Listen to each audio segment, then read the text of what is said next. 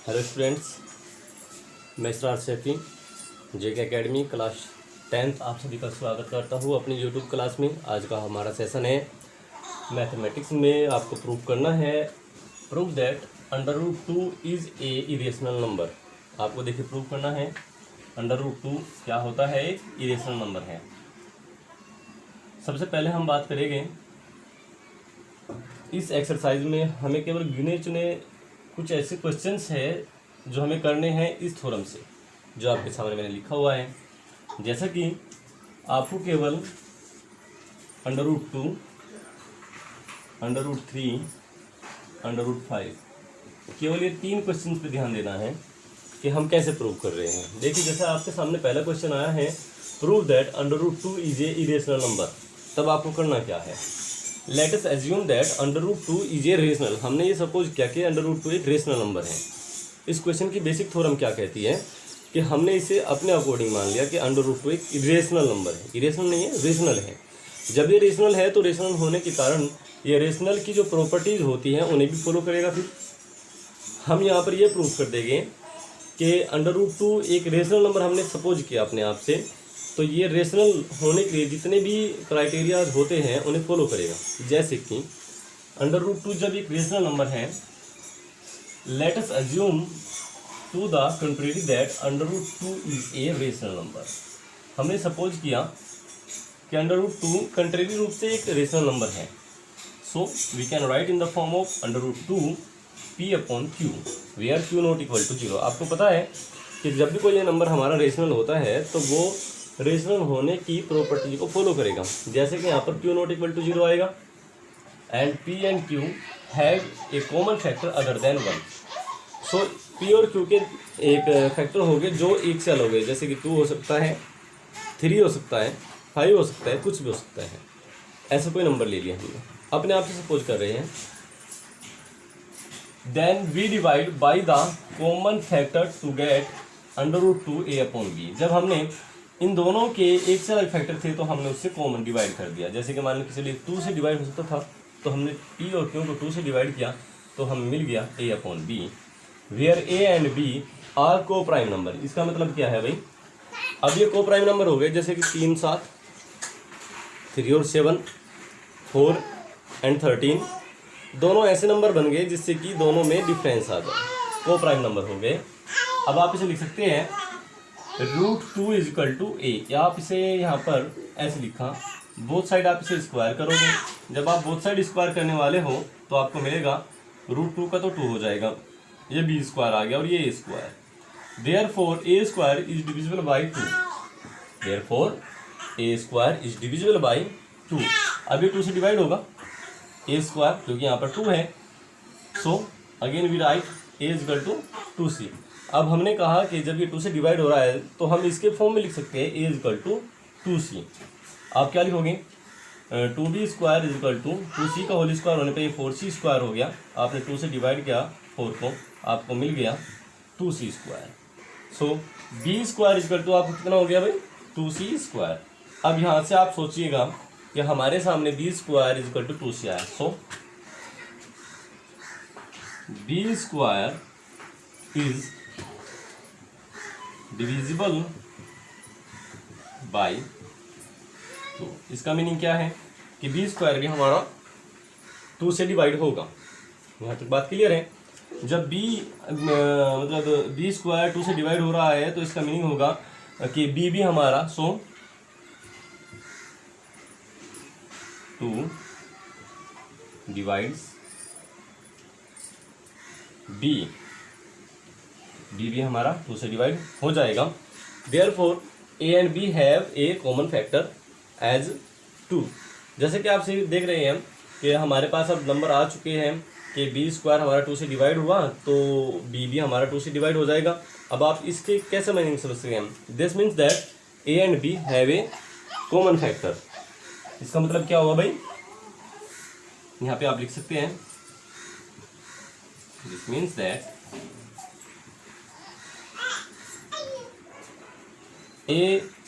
This means that आपको a and b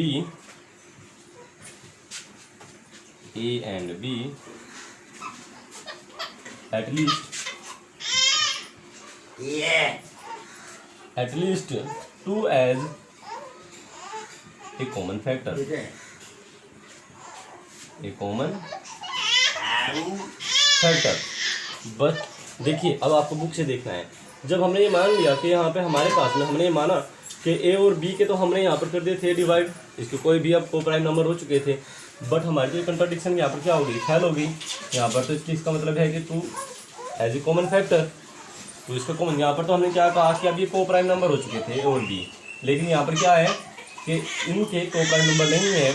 ये हमारी कंट्राडिक्शन क्या हो रही है, फेल हो रही है। That means but this contradict the fact a and b have no common factor other than one. यहाँ पर हमने कहा था कि ए और बी के वन के सिवा कोई भी फैक्टर नहीं है, लेकिन यहाँ पर तो टू फैक्टर आ रहा है, इसलिए आप क्या कहोगे, but this contradicts the fact that a and b have no common factor other than one. This contradiction as arisen because, ये हमारी अवधारणा क्या है, गलत है। अराइजन मीन्स होती है अवधारणा, जो हमने सपोज किया है यह हमारा क्या है, गलत है। So we can say that under root two is a irrational number. यहाँ तक आपकी सभी की समझ में आ जाएगा। बेसिकली लास्ट की जो 2 लाइन है वे आपको लर्न करनी होगी अच्छे से, समझ के लिखिए, आपकी मर्जी जैसे भी आप समझ रहे हैं। देखिए, this means that a and b at least 2 as a common factor. इसका मतलब हुआ कि ए और बी का फैक्टर क्या हो रहा है यहाँ पर 2। जैसे कि मान लीजिए कि ए की वैल्यू हमारी आ गई है 14 और बी की कितनी आ रही है यहाँ पर, ये हमारे पास वैल्यू एक 28, ऐसे मान लीजिए आप, ठीक है। तो 2 से डिवाइड हो जाएंगे दोनों ही, 2 से 1 जा और 2 14, तो हमारे पास 7/14 आ रहा है। तो ये ऐसा नंबर आया हमारे पास में, यहाँ पर तो हो चुका था ये डिवाइड होने के बाद में को प्राइम नंबर, और यहाँ पर ये अब क्या हो चुका है, फैक्टर है इसके। सो हमारी जो अराइजन है वो एक तरह से गलत हो चुकी है। सो हम कह सकते हैं कि under root 2 is a irrational number. We conclude that under root 2 is a irrational number. ऐसा ही सेम आपको करना है अंडर रूट 3 के लिए। देखिए, ये आपको अपनी नोटबुक में करना है, सभी बच्चों को अंडर रूट 2 का सभी को अपनी नोटबुक में करना है, इंपॉर्टेंट है, बता रहा हूँ अभी से। अगला क्वेश्चन आपका बन के आएगा अंडर रूट 3 के लिए, जहाँ जहाँ 2 है आप वहाँ पर क्या लिखने वाले हैं, 3। Let us assume that contrary that under root 3 is a irrational number. Sorry, irrational number है ये हमारा, under root 3 is a irrational number, same as it is रहेगा। और ये आपका जो ये मेथड है केवल और केवल 3 क्वेश्चन में फॉलो करना है आपको, under root 2, under root 3, under root 5। इससे अलग किसी भी क्वेश्चन में आपको ये फॉलो नहीं करना है। पहले बता रहा हूँ, कहीं से भी देख लेना आप लोग, लेकिन अगर आपको कोई कहता है कि नहीं दूसरे मेथड से आप कर सकते हैं, नहीं, केवल आपको ऐसे ही करना है। यहाँ पे आप लिखने वाले हैं, so we can write under root 3 is equal to p upon q, q not equal to 0, and p and q have a common factor other than 1। We divide the common factor to get under root 3। यहाँ पर क्या आने वाला है, under root 3 have where a and b are the coprime numbers, so that, क्योंकि पहले इस पर आप क्या करोगे, यहाँ पर भी 3 सेम एज इट इज हो जाएगा। यहाँ पर आपका 3 आएगा और यहाँ पर भी आपको 3 ही रखना पड़ेगा, जैसे कि आपकी 3 कंडीशन चल रही है। सो वी कैन से 3b² इक्वल हो जाएगा 3c²। अब यहाँ पर आप क्या करने वाले हैं, आई रिपीट अगेन, मैं दोबारा से लिख देता हूँ,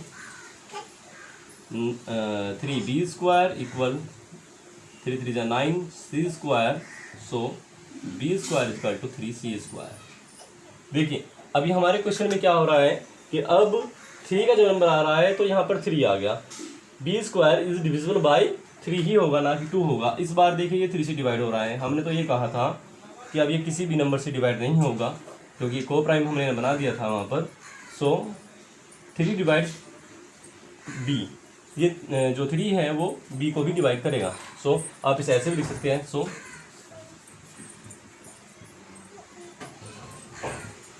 b डिविजिबल बाई 3, आप इसे ऐसे भी लिख सकते हैं। सो b हमारा 3 से डिवाइड होगा। This means that a and b at least 3, आपकी बार क्या आएगा, यहाँ पर 3 आएगा एज ए कॉमन फैक्टर। आपको ऐसे ही करना है सभी बच्चों को। देखिए, ये हमारा क्या हो रहा है, आपकी बुक में भी शायद लगभग ऐसे ही दिया गया है, यस बिल्कुल ऐसे ही दिया गया है। But this contradict fact that a and b have a common factor, a have no common factor, लेकिन हमारे यहाँ पर तो 3 कॉमन फैक्टर हो चुका है। सो हमारा जो अराइजन है वो क्या है भाई, this contradiction has arisen because our incorrect assumption that under root 3 is a irrational. ये आपको राइट डाउन करना है, सभी बच्चे इसे ऐसे ही करेंगे। Clear and cut. देखिए ये आपको करना है, जब आपका नंबर आएगा अंडर रूट 5 के लिए तो सभी बच्चे यहाँ पर जहाँ जहाँ मैंने 3 लिखा है वहाँ आपको क्या करना है, 5 लिखना है।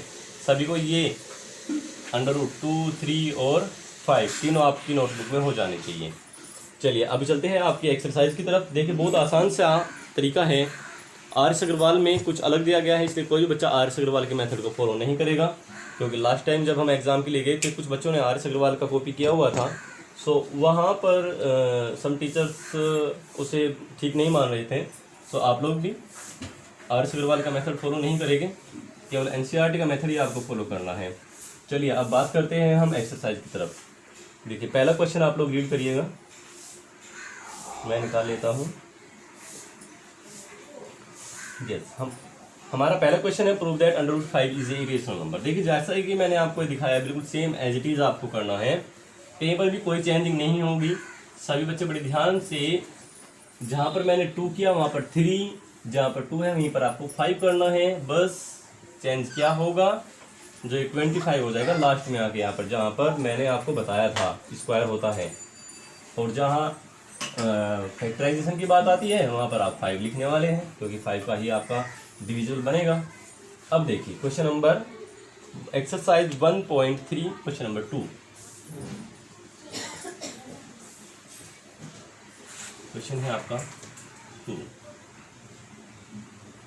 हाँ जी, ये कहता है prove that 3 + 2 under root 5 is a rational number.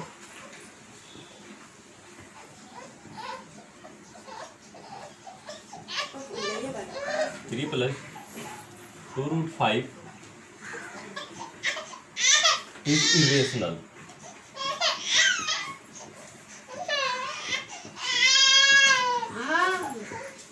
हाँ जी, क्या करोगे आप लोग, जैसे कि आपको बताया गया है बिल्कुल सेम एज इट इज़ आप लोगों को करना है। कहीं पर भी ऐसा नहीं है कि कुछ अलग होने की इसमें। यहाँ पर हम कह देंगे लेट,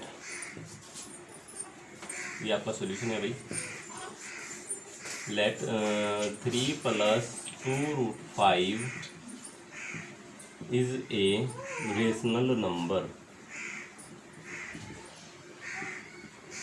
रेशनल नंबर आपने कहा कि 3 + 2 रूट 5 एक रेशनल नंबर है। अब आप क्या करने वाले हैं, इसे आप कन्वर्ट कर देंगे इस फॉर्म में कि 3 + 2 रूट 5 इजकल टू P/Q कर लीजिए, अभी आप A/B कर लेगा, आपकी मर्जी है, where Q not equal to 0। ठीक है, आपका Q नॉट इक्वल टू 0। अब आप ये एक बात समझिएगा यहाँ से, लेकिन कुछ बच्चे इसमें भी वही रूल फॉलो कर देंगे, बिल्कुल एज इट इज नहीं करना है, केवल ये करना है जो मैं आपको बता रहा हूँ। 2 रूट 5 इजकल टू हो जाएगा P/Q - 3। तब आप क्या करना है आपको, 2 रूट 5 इक्वल टू Q आप एलसीएम लोगे और यहाँ पर आएगा P - 3Q। क्या लिखोगे बच्चों, P - 3Q। अब आपको करना क्या है, ये आपके सामने 2 है, इसे आप अपॉन में लेके जाओगे, इधर ही चले जाएगा आपके। तो यहाँ पर आएगा under root 5 equal P - 3Q upon 2Q, right. Under root 5 equal to P - 3Q upon में 2Q। देखिए अब एक बात बताइए आप, अंडर रूट 5 क्या है भाई, हमारे पास एक इरेशनल नंबर है। जैसे कि आपने मैंने आपको पहले पढ़ाया था कि अंडर रूट 5 तो हमारा इरेशनल होता है। तो और ये क्या हो गया, P - 3Q अपॉन में 2Q रेशनल हो गया। तो आप लिखोगे इसमें यहाँ पर since that P and Q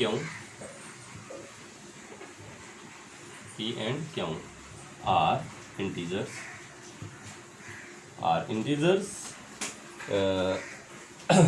so P - 3Q upon 2Q are rational number,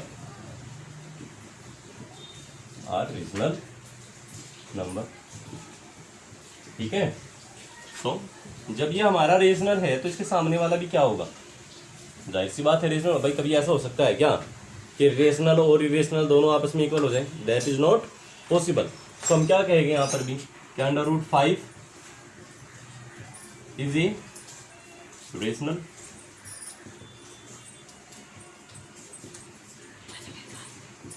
is a rational, but this contradiction fact under root 3 is a irrational number. आपको पता है कि under root 5 is a irrational, but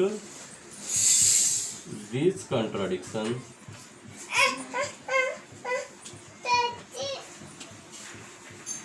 fact is arisen because under root 5 is irrational. Under root 5 क्या है भाई? Irrational है। जब ये इरेशनल है तो ये रेशनल है, तो दोनों आपस में इक्वल कैसे हो गए? This is not possible, this is not possible. So जो आपका वैल्यू है ना, ये इरेशनल है। 3 + 2 √ 5 इज इरेशनल। ठीक है भाई, देखिए होता तो यही है कि जब हमारे पास कोई भी वैल्यू अगर रेशनल है ना, और रेशनल के साथ में भी हमने इरेशनल मिला दिया, तो डेफिनेटली वो क्या हो जाएगा? इरेशनल ही होगा। मोस्टली क्या होता है, आप इरेशनल को ऐसे समझिए कोई अच्छी वैल्यू है और इरेशनल एक अच्छी वैल्यू नहीं है, तो आप क्या कहोगे? जो अच्छा होता है अगर वो बुरे के पास चला जाए तो क्या कहलाएगा? वो भी डेफिनेटली बुरा ही हो जाएगा। तो यहाँ पर क्या होता है कि हमारे पास 3 और 2 तो आपका रेशनल है, लेकिन अंडर रूट 5 क्या होता है? इरेशनल। जब 3 और 2 5 के पास गए तो दोनों क्या बन गए? इरेशनल। तो हम कह सकते हैं कि 3 + 2 √ 5 आर इरेशनल नंबर। चलिए अब आपका अगला क्वेश्चन बनता है, अगला क्वेश्चन है आपका भाई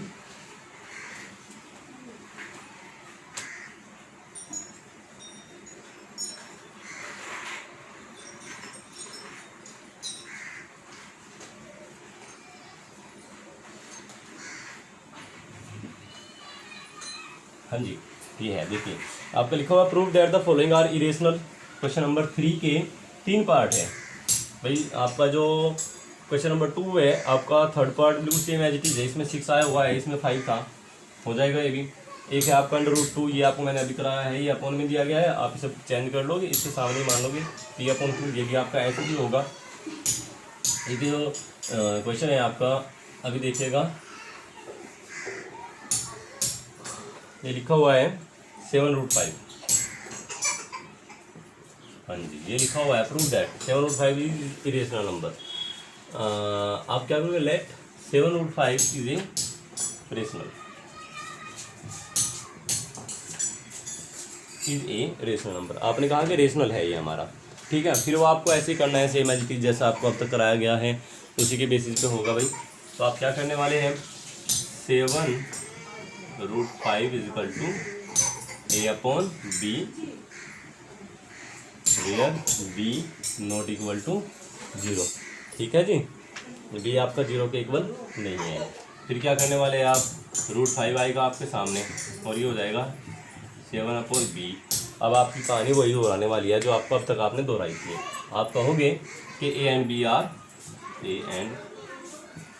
are integers, so a/7b are rational, is rational. So √5 भी क्या हो जाएगा भाई? रेशनल। ये भी क्या हो जाएगा? रेशनल। पर हमें तो पता है ना कि √5 रेशनल नहीं है, but we know that under √5 is a irrational. जब हमें पता है कि अंडर √5 इरेशनल है, तो फिर ये रेशनल कैसे हो जाएगा? नहीं होनेगा ना। तो आप क्या कहोगे कि रेशनल और इरेशनल कभी भी इक्वल नहीं हो सकते। तो 7 √ 5 भी क्या हो जाएगा? इरेशनल। भाई सिंपल सी थोड़ी है कि हमें पता है कि ये तो हो गया रेशनल, हमने मान लिया रेशनल है, इसके चक्कर में ये भी रेशनल ही हो गया बेचारा। पर ऐसा पॉसिबल नहीं होता। होता क्या है कि जब आमने सामने रहते हैं तो दोनों चीज़ें बैलेंस होने चाहिए, इक्वल होने जरूरी है। ये रेशनल है तो ये भी इरेशनल, ये भी रेशनल ही होगा। ये इरेशनल है तो सामने वाला भी इरेशनल ही होगा। जब ये इरेशनल है और ये रेशनल है, तो ये तो आपस में इक्वल है ही ना, तो हम क्या कहेंगे, √5 इज ए इरेशनल, और 7√5 भी क्या हो जाएगा भाई, 7/5 इज ए इरेशनल। ठीक है बच्चों, ये आपका हो गया। अभी आपको करना है एक्सरसाइज 1.3 के सारे क्वेश्चन नंबर 3 है। अभी हम चलते हैं एक्सरसाइज 1.4 पर। देखिए बहुत आसान सी एक्सरसाइज है भाई, केवल आपको ये बताना है कि हमारा ये टर्मिनेटिंग है या नॉन टर्मिनेटिंग है। इसका आपको मैं एक छोटा सा बताता हूँ एग्जाम्पल, एक एग्जाम्पल बताऊँगा, सारे क्वेश्चन क्लियर हो जाएंगे। क्योंकि आपको ये बताना है कि ये हमारा टर्मिनेटिंग होगा या नॉन टर्मिनेटिंग होगा। डिवाइड करना सबसे आता है 10th क्लास में, कोई ऐसा बच्चा नहीं है जिसे डिवाइड करना ना आता हो। हर एक बच्चा जानता है कि डिवाइड कैसे किया जाता है। यहाँ पर डिवाइड नहीं करना, बट आपको क्या करना है, बिना डिवाइड करे बताना है कि हमारा ये कैसा है, टर्मिनेटिंग है या नॉन टर्मिनेटिंग है। जैसे कि मान लीजिए आपको एक क्वेश्चन देता हूँ मैं 3/8, चलिए मान लिया आपने 3/8 है अभी, ये कैसा होगा, टर्मिनेटिंग या नॉन टर्मिनेटिंग। आप अपना व्यूज़ दो मेरे बताने से पहले, सोच लिया होगा दिमाग में, हाँ भैया टर्मिनेटिंग है नॉन टर्मिनेटिंग है। कुछ के दिमाग में आया होगा टर्मिनेटिंग, कुछ के दिमाग में आया होगा नॉन टर्मिनेटिंग। लेकिन मैं आपको बताऊँ, ये हमारा जो है टर्मिनेटिंग है, कैसा है, टर्मिनेटिंग डेसिमल है भैया। कैसे पता लगा, डिनोमिनेटर अगर आपका 2 का फैक्टर है और 5 का फैक्टर है, तो आप क्या कहोगे, टर्मिनेटिंग है। 2 और 5 होना जरूरी है। अगर इससे अलग कुछ भी है ना, तो हमारा टर्मिनेटिंग नहीं होगा, वो नॉन टर्मिनेटिंग होगा। तो यहाँ पर क्या बात हुई, कैसे पता लगा, कैसे करेंगे इसे, देखो आप क्या लिख सकते हैं इसमें, 3/8, 8 को आप लिख दोगे 2 की पावर 3। अब आप क्या करने वाले हो, 5 की पावर 3 की मल्टीप्लाई कर दोगे ऊपर नीचे ऐसे वही। ये हो गया आपका 3 × 5 की पावर 3 की वैल्यू होती है 125। ये हो जाएगा 2 × 5 की पावर 3, आपको मैं डिस्क्रिप्ट करके दिखा रहा हूँ। और 125 3 जा कितना हो जाएगा भाई, 375/10, और 10 की पावर 3 आप क्या करने वाले हो, 375/10 की पावर 3 की वैल्यू होती है 1000, डिवाइड करोगे 0.375 आ जाएगा, हो गया टर्मिनेटिंग। बहुत आसान सा मेथड है। ऐसे ही आपको क्वेश्चन उठा के देख लेना, उसमें आपको पता लग जाएगा बिना डिवाइड करें कि आपका ये टर्मिनेटिंग है या नॉन टर्मिनेटिंग है। डिवाइड करके देखोगे, डिवाइड करके देख लेना, don't worry. I will tell you about the question. पहला पार्ट ले लेते हैं 1.4 एक्सरसाइज के क्वेश्चन नंबर 1 का। एक्सरसाइज 1.4 क्वेश्चन नंबर 1 का फर्स्ट पार्ट लेते हैं भाई। देखिए क्या कहता है, without actual performing the long division, बिना डिवाइड करें, जो लंबे वाली डिवाइड करते हैं ना, आप उठा के पूरा नीचे तक कर दोगे, ऐसे नहीं करना है। और ये बताना है कि हमारा टर्मिनेटिंग है नॉन टर्मिनेटिंग है। चलिए 13/3125 है भाई, 3125। फैक्टराइजेशन कर लेंगे सबसे पहले यहाँ पर साइड में। चलिए करते हैं, किससे डिवाइड करने वाले हैं, 5 से। 5 6 जा 30, 5 2 जा 10, 5 5 जा 25, 5 1 जा 5, 5 2 जा 10, 5 5 जा 25, फिर 5 से 5 2 जा 5 5 जा 5 5 जा 5 1 जा, ये हो गया जी 5 है। 5 से अलग कुछ और आया ही नहीं। मैंने आपको बताया कि जिसका डिनोमिनेटर में 2 और 5 आए, चाहे 2 आ जाए या 5 आ जाए या दोनों आ जाए, वो डेफिनेटली आपका टर्मिनेटिंग ही होगा। तो ये टर्मिनेटिंग होगा भाई, क्या होगा ये, टर्मिनेटिंग। अब इसी का सेकंड क्वेश्चन है, जो क्वेश्चन नंबर 2 है, उसमें आपसे ये भी पूछा गया है, मतलब अगले क्वेश्चन में मैं आपको एडवांस बता रहा हूँ कि ये टर्मिनेटिंग है, तो पॉइंट भी ज्ञात करना है आपको, फाइंड आउट करना है पूरा। तो यहाँ से देखिए कैसे करेंगे। 13 में क्या हो गया भाई, 5 की पावर 5 हो गई। अब क्या करोगे, जितनी भी पावर हुई ना, 2 की पावर भी उतनी ही कर दो। 2 की पावर भी क्या कर दोगे आप यहाँ पर 5, सबके समझ में आ गया। 13 × 2 की पावर 5 अपॉन में 5 की पावर 5 तो है ही ऑलरेडी, तो हम क्या करेंगे 2 की पावर 5 भी कर देंगे। और जब आप इसे कर दोगे तो आपको मिलेगी वैल्यू एक, क्या मिलेगी, 13 × 2 की पावर 5 की वैल्यू कितनी होती है, 32। आप करके देख लो, 2 की पावर 5 = 5 × 5 × 5 × 5 × सॉरी 2 है भाई। 2 2 जा 4, 4 2 जा 8, 8 2 जा 16, 16 2 जा 32।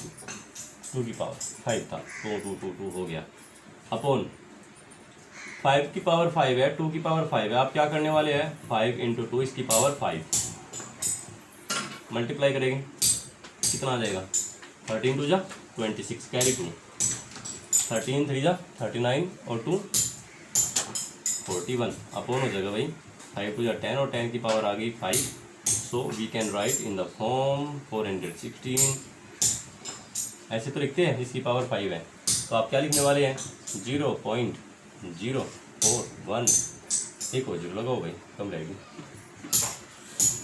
ये हो गया जी आपका आंसर 1 2 3 3 जीरो तो हो गया, लेकिन जो 2 बची जीरो ये आपको एज इट इज रखनी पड़ेगी, ये आपका आंसर आ गया 0.00416, करेक्ट आंसर है आपका डेसिमल में ये। देखिए आपका एक लास्ट क्वेश्चन, एक और क्वेश्चन मैं आपको बता रहा हूँ, इसमें क्वेश्चन है भाई जिसमें भी 2 नहीं आया, जैसे मान लीजिए आपका 5th क्वेश्चन है, क्या लिखा हुआ है 29/343 है, फैक्टराइजेशन करेंगे भाई 343 के कितना होगा, 7 से डिवाइड करोगे 49 होगा, फिर 7 7 1 7 हो गया, 7 आया जी अपॉन में 29/7 की पावर 3 है, क्या कहोगे आप इसमें 2 ना है ना 5 है, तो ये टर्मिनेटिंग तो है ही नहीं सकता, ये नॉन टर्मिनेटिंग है, क्या लिखोगे आप ये नॉन टर्मिनेटिंग, क्लियर है जी। अब आगे ये आपका क्वेश्चन है ऐसा, देखिए इसी का 6 पार्ट है, 23/2 की पावर 3 है और 5 की पावर 2 है, कैसा है भाई टर्मिनेटिंग है, 2 भी और 5 भी है, आपको लग रहा होगा कि इसमें तो 2 की पावर 3 है 5 की पावर 2 है, आप आराम से 5 की मल्टीप्लाई करो भाई ऊपर नीचे, ये कर लीजिए कितना बनेगा 23 5 जा 115 होता है, और ये 2 की पावर 3 हो गया, ये भी 5 की पावर 3 हो गया, सेम होगी ना पावर, जैसे ही आप सेम पावर करोगे आपको आंसर मिलना शुरू हो जाएगा यहीं से ही। क्या करना है आपको, बहुत आसान सा काम है, 115 अपॉन 10 की पावर बच्चों 3, आप इसे लिखोगे यहाँ पर नीचे दिखाई दे रहा है 115 अपॉन 1000, लो जी आ गया आंसर। ऐसे ही आपको सारों का फैक्टर करके देख लेना है और आपको बता देना है कि हमारा ये होने वाला क्या है, फैक्टराइजेशन करके पता लगाना है, डिवाइड नहीं करना पूरा, कभी आप डिवाइड करना शुरू कर दो। ऐसे ही आपका क्वेश्चन नंबर 2 का मैंने आपका पार्टीशन करा दिया, ये जो पहले आपको बताना है टर्मिनेटिंग नॉन टर्मिनेटिंग, ये तो है क्वेश्चन नंबर 1।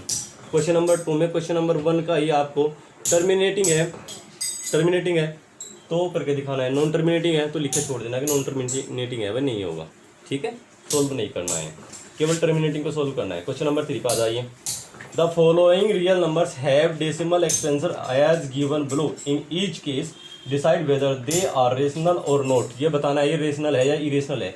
देखिए मैंने आपको सबसे पहले दिन बता रखा है कि रेशनल हमारे क्या होते हैं, रेशनल नंबर्स होते हैं वे जिन्हें हम P/Q की फॉर्म में कन्वर्ट कर सकते हैं, और इरेशनल अब तक धरती पे केवल 3 ही नंबर आए।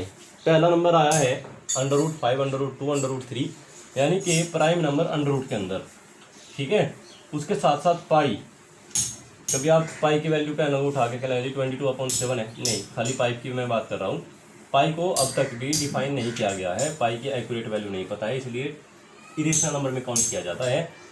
इसके बाद में आपका आता है एक non terminating non requiring number, आपका है क्वेश्चन नंबर 3 का पहला 43.123456789, कैसा है भाई रेशनल है, ठीक है, क्योंकि फॉलो कर रहा है बात को, 0.120 1200 12000 1240 कह सकते हैं, ये हमारा कैसा नंबर होगा इरेशनल, नॉन टर्मिनेटिंग भी है नॉन रिक्वायरिंग भी है, सही है, नॉन टर्मिनेटिंग है और नॉन रिक्वायरिंग है। अब आगे बढ़िए, ये आपका नंबर है जो 43.123456789, ये आपके ऊपर लगा दिया बार, अब बार लगाने से ये ऐसा थोड़ा ना हो गया कि हमारे इरेशनल हो गया, नहीं, ये तो रेशनल है, क्योंकि आपसे P/Q की फॉर्म में मैंने आपको क्लास 9 की चैप्टर 1 में आपको सिखाया हुआ है कि जो डेसिमल नंबर्स होते हैं उन्हें हम P/Q की फॉर्म में कैसे कन्वर्ट करते हैं, तो ये भी हमारा क्या है भाई रेशनल है। तो इरेशनल में केवल आपको 3 नंबर सीखने हैं, एक होता है √2 की फॉर्म वाले, चाहे 1√3 हो, √5 हो या √7 हो, एक पाई, एक 2.10, ये क्या नंबर है हमारा, इसी लिख देता हूँ मैं 0.120 1200 12000 और 1240। ये क्या होगा, इरेशनल नंबर होगा। ओके स्टूडेंट्स, तो आपको ये करना है।